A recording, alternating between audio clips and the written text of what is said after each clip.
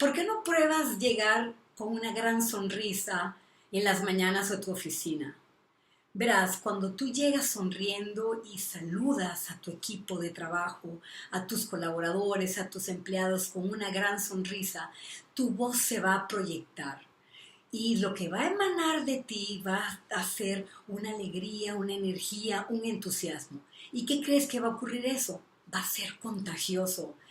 Haz la prueba, llega de esa manera y verás como la gente, la mayoría, te va a responder de una misma forma. Eso crea un círculo virtuoso, eso crea una atmósfera positiva y tendrá un impacto también en la elaboración de los trabajos de tus colaboradores, su resultado, su desempeño.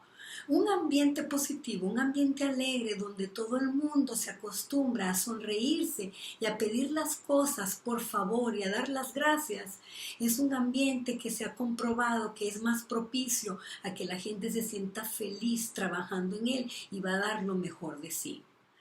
Pruébalo, pruébalo todas las mañanas, todos los días, llega contento. Es tu elección, es tu decisión. ¿Y sabes qué? Es tu obligación como dueño, como cabeza, como líder, poder transmitir ese entusiasmo todos los días o los días que te aparezcas por la oficina. Espero que tengas un buen resultado con este simple tip.